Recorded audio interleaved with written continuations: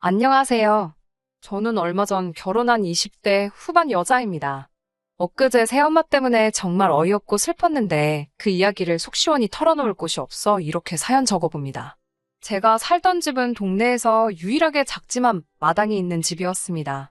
마당에는 나일락 나무 한 그루가 있었고 집은 2층 집이었어요. 1층 집에는 새들어 사는 식구가 있었고 저희 가족은 2층에 살았습니다. 외가는 미국에 있었고 친가에 대한 기억은 별로 없네요. 아버지는 늘 바쁜 분이셨거든요. 소위 2층 집 외동딸로 소문난 저는 너무 행복한 소녀였어요. 저는 어머니가 해주시던 계란찜을 정말 좋아했어요. 몽글몽글한 계란에 밥을 비벼 먹으면 정말 맛있었거든요.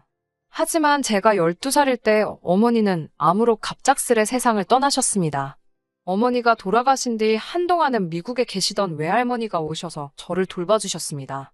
하지만 외할머니는 1년이 채 되지 않아 미국으로 다시 돌아가셨고요. 그리고 얼마간의 시간이 더 지났을 무렵 아버지가 저에게 이젠 이 사람이 네 엄마라며 어떤 여자분을 소개해 주셨어요. 나중에서야 아버지께 다른 여자가 생겨서 외할머니가 떠나셨다는 사실도 알게 되었어요. 이 모든 사실들이 저에겐 버거웠지만 저에겐 아무런 선택권도 결정권도 없었죠. 그렇게 새엄마가 집에 들어오셨어요. 새엄마에게는 저보다 2살 어린 딸이 있었는데 저는 그때 너무 외로웠기 때문에 새엄마와 새여동생에게 어떻게든 정을 붙이려고 노력했던 기억이 납니다. 하지만 새엄마는 저에게 절대로 곁을 내주지 않으셨어요. 눈치도 엄청 주셨고 덕분에 새여동생도 자연스레 저를 무시하더라고요. 게다가 새엄마가 들어온 이후로 외가로부터 경제적 지원이 끊어졌기에 저희 집 경제 사정은 점점 안 좋아졌어요. 그러다 보니 아버지가 새엄마에게 꼼짝도 못하는 상황이 되었습니다. 제가 서울에 있는 대학에 합격했을 때 새엄마는 저더러 여자가 너무 똑똑해도 남자가 안 좋아한다면서 그냥 조신하게 살림이나 배우다 시집가라고 했습니다. 아버지에게 울면서 제발 보내달라고 사정했지만 아버지는 새엄마 말도 일리가 있다며 저더러 그냥 시키는 대로 하라고 했어요. 경제권도 새엄마한테 다 있었으니까 아버지도 달리 방법이 없으셨을 거라고 믿고 싶었어요. 하지만 그때 이후로 아버지에 대한 작은 기대마저 사라졌고 내 인생에 희망은 없다고 생각하게 되었습니다. 예상했지만 역시나 2년 뒤 여동생이 저보다 못한 대학에 합격했을 때 새엄마는 장한 내 딸이라 하시면 기꺼이 학교를 보내주시더군요. 그때 알았습니다. 저는 한 번도 새엄마에게 자식인 적이 없었다는 것을요. 사실 외가에게 연락하고 싶은 순간이 얼마나 많았는지 모릅니다. 하지만 어린 마음에 제가 외가 집에 자꾸 연락하면 새엄마와 아버지가 나를 버리진 않을까 너무 두려웠어요. 두려워서 외가에 연락할 수 없었어요. 그래도 적어도 저를 직접 때리거나 내쫓지는 않으셨기 때문에 그럭저럭 붙어서 같이 살다가 결국 21살에 중소기업의 계약직으로 취업하면서 독립할 수 있었습니다. 그리고 재작년 남편을 알게 되었고 2년 정도 연애하고 얼마 전에 결혼한 거예요. 이제 1년 정도 되었습니다. 자상하고 성실한 남편은 늘 제 편이 되어주는 사람이었고 이런 사람과 진짜 가족을 만들고 싶다는 꿈을 꿀 무렵 남편이 먼저 저에게 결혼하자고 하더라고요. 평생 저에게 버팀목이 되어주고 싶다면서요. 저는 기쁘게 남편의 프로포즈를 받아들였네요. 그렇게 결혼 이야기가 나오고 남편이 먼저 저희 집에 인사를 왔습니다. 사이는 좋지 않았지만 그래도 아버지가 멀쩡히 살아계셨고 새엄마지만 어쨌든 제겐 엄마이긴 했으니 당연히 소개는 시켜야 했어요. 양손에 홍삼과 과일을 들고 양복을 쩍 빼입은 남편을 데리고 친정에 갔는데 너무너무 후회스러웠어요. 새엄마는 계속해서 남편에게 제가 얼마나 못난 사람인지 알리고 싶으신 것처럼 제 흉을 보셨어요. 다행히 남편은 새엄마와 제가 워낙 친해서 농담하는 거라고 받아들인 눈치였지만요. 게다가 새엄마는 대놓고 결혼할 때 뭐 크게 기대는 하지 말라 하시더군요. 그러면서 저에게 하나뿐인 여동생은 아직 취직도 못해서 도움이 필요한데 나 몰라라 하고 혼자 시집가냐며 못됐다고 하시더군요. 다른 집 딸들은 키워줘서 감사하다고 돈 벌어서 주고 간다는데 넌 뭐냐고 면박도 주셨습니다. 뭔가 자존심 상하고 수치스럽고 창피해서 닭똥 같은 눈물이 쏟아질 것만 같았어요.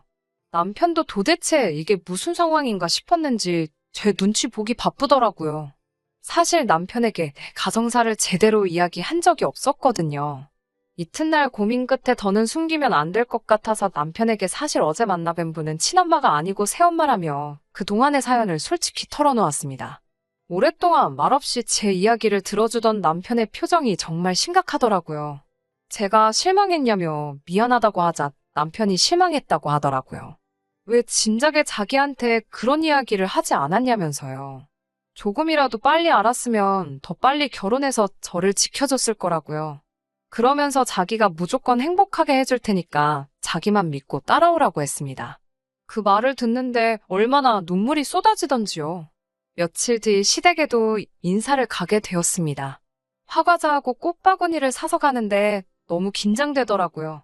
나를 싫어하시면 어쩌나 두렵기도 했어요. 남편과 비교해봤을 때 저는 뭐 하나 나은 게 없었거든요. 남편은 대학도 나왔고 좋은 직장도 다니고 있었으니까요. 하지만 그건 저의 기우였어요. 시댁에서는 남편에게서 이미 다 들었다면서 그런 건 굳이 우리한테 설명하지 않아도 된다며 오히려 저를 걱정해 주시더라고요. 그러시더니 언제나 딸 하나가 있었으면 했는데 이제 딸이 생긴 기분이라며 너무 좋다고도 해주셨어요. 그 이후로도 결혼 전까지 시부모님과 몇 번 더 만날 기회가 있었는데 그때마다 정말 저를 한결같이 예뻐해 주셨어요. 그래서 제가 먼저 남편에게 우리 시부모님하고 같이 살면 안 되냐고 물어봤습니다. 남편은 많이 놀란 눈치였어요. 솔직히 당시 제가 모아둔 돈이 정말 많지도 않았고 시부모님 댁은 제법 큰 전원주택이었니 같이 사는 게 아니라 저희가 얹혀 산다는 표현이 맞아요. 다행히 시부모님이 같이 살아도 좋다고 허락해 주셔서 저희가 들어가 살게 되었고요. 물론 새엄마는 이 이야기를 듣고 저더러 멍청하다며 지 팔자 지가 꼰다고 한심하다 했지만요. 친정에서 보태준 결혼 자금 1,000만 원하고 제가 모은 돈 4천만 원 그렇게 총 5천을 가지고 남편과 결혼했습니다. 결혼식 비용은 전부 시댁에서 부담해 주셨고 신혼여행 비용도 용돈이라며 챙겨주셨기 때문에 사실 결혼에 관해서 크게 들어간 돈은 없었어요. 게다가 결혼 전에는 정확히 몰랐는데 시어머니께서는 소위 대박 식당을 분점까지 해서 3개 운영하고 계시더라고요. 사실 저를 받아주신 것만으로도 감사해서 눈치채지 못한 것들이 있었는데 그중 하나가 시댁의 재력이었어요. 하루는 시어머니가 제가 대학에 합격하고도 못 갔다는 사실에 굉장히 속상했다고 지금이라도 원하면 공부해보지 않겠냐고 물으시더라고요. 저는 대학교 대신 어머니 밑에서 일을 배우고 싶다고 솔직히 말씀드렸어요. 다행히 시어머니는 굉장히 기특하다면서 그럼 그렇게 하라고 허락해 주셨고요. 그렇게 시어머니 밑에서 3개월 정도 일을 배웠더니 가게 하나를 저에게 통째로 맡겨주셨습니다. 하지만 이런 것보다도 제가 시부모님께 감사한 건 제가 충분히 받지 못했던 부모님의 사랑을 생활 곳곳에서 느끼게 해주시는 점이에요. 일단 식사할 때 예를 들어 제가 장조림을 잘 먹으면 꼭 장조림을 제 앞에다 옮겨 놔주시고요. 제가 질릴 때까지 만들어주세요. 게다가 한 번은 제가 모처럼 고등학교 친구들하고 만나서 술을 마시고 들어오는 날이었어요. 남편에게 집 앞 버스 정류장까지 나와달라고 하니 남편도 약속이 있어서 힘들다고 하더라고요. 어쩔 수 없다고 생각했는데 남편에게 들으신 건지 시부모님 2분이 같이 저를 데리러 나와 계시더라고요. 그날은 술까지 마셔서 그런지 시어머니 품에 안겨서 목 놓아 울어버렸네요. 이렇게 행복하게 결혼 생활을 하고 있는데 와중에 새엄마한테서 연락이 왔어요. 보통 새엄마로부터 연락이 오면 대부분 좋은 소식은 아니라서 기분이 좋지 않았습니다. 전화의 용건은 여동생이 혼전 임신으로 당장 결혼식을 올려야 한다고 하더라고요. 제가 축하한다고 청첩장 나오면 연락 달라고 무미건조하게 말하자 새엄마가 저더러 집으로 한번 오라고 하시더라고요. 가게 일 때문에 바빠서 그렇게는 안 될 것 같다고 하니 그럼 자기가 가게로 오겠다고 하시대요. 그리고 정말 황당한 일이 벌어졌습니다. 엊그제 바쁜 점심 장사를 마치고 한숨 돌리고 있는데 진짜로 새엄마께서 가게에 오셨더라고요. 한 손에는 고추장이 담긴 플라스틱 통을 들고요. 새어머니는 고추장을 꺼내놓으면서 너 어려서부터 고추장에 밥 비벼 먹는 거 좋아했잖아. 그래서 내가 집고추장 좀 가져왔다며 테이블 위에 꺼내 올려놓으셨어요. 어이가 없더라고요. 저는 단 한순간도 고추장에 밥 비벼 먹는 걸 좋아한 적이 없었어요. 단지 새어머니가 다른 반찬을 먹으면 눈치 주고 맛있는 반찬은 다 여동생 앞에다 몰아주고 그랬으니까 제가 어쩔 수 없이 고추장에 밥을 비벼 먹었거든요. 그래서 저 지금까지 비빔밥은 쳐다도 안 보거든요. 10번이고 100번이고 양보해서 새어머니께 고추장에 밥 비벼 먹는 모습을 너무 많이 보여드린 제 탓이라고 생각하고 있는데, 새어머니가 사실 할 말이 있다면 용건을 꺼내더라고요. 구구절절 말이 많았는데, 결론은 여동생이 혼전 임신을 했는데, 남자 쪽이 너무너무 무능력하고 가진 게 없다면서 저더러 돈 좀 해달라는 거예요. 그래도 결혼식인데 원하는 드레스는 입히고 해외여행은 보내야 하지 않겠냐면서요. 어떻게 저렇게 뻔뻔한 소리를 할 수 있나 싶어서 말이 안 나왔습니다. 제가 저 그럴 돈 없다고 하니까 너네 시댁 돈 많은 거 다 알고 왔다면서 치사하게 굴지 말고 네 시모한테 한번 물어보랍니다. 제가 절대로 그럴 수는 없다고 정색하자 너는 나보다 네 시모가 더 중요하냐고 역시 머리 검은 짐승은 거두는 게 아니라고 노발대발하더군요. 제가 그래도 눈 하나 깜짝 안 하자 급기야 새엄마는 저한테 이욕저욕하면서 너 식탐 부릴 때부터 내가 알아봐서 고추장만 먹인 거라며 네가 그 모양으로 생겨서 네 아빠도 너한테 관심이 없는 거래요. 솔직히 다른 이야기 할 때는 한 귀로 듣고 흘렸는데 아버지까지 들먹이니까 정말 제 가슴이 후벼 파지는 기분이었어요. 다시 어린 시절에 저로 돌아간 것 마냥 아무런 반응도 못하고 있는데 뒤에서 시어머니의 목소리가 들렸습니다. 늘 조근조근하시고 상냥하시던 시어머니가 새엄마한테 당장 안 나가시면 영업방해로 가게에 신고하겠다고 으름장을 놓으시더군요. 그러면서 엄마면 엄마답게 자식을 품어야지 부끄러운 줄 알라고 하시더군요.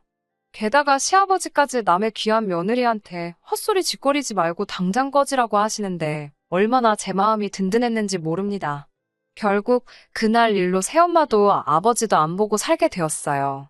아버지와는 정말 그렇게 되고 싶지 않았는데 아버지가 새엄마한테 죄송하다고 사과하라고 저한테 전화를 하셨더라고요.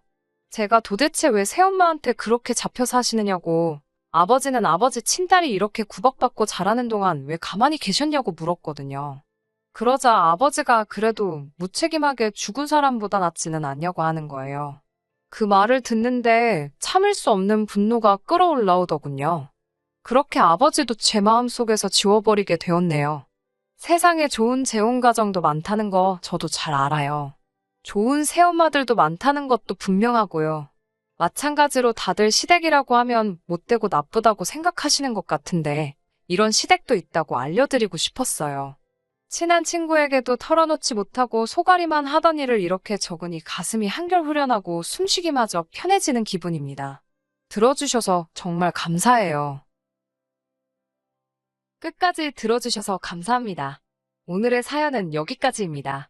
구독과 좋아요, 알람 설정 부탁드리고 더 좋은 사연으로 다시 찾아뵙겠습니다.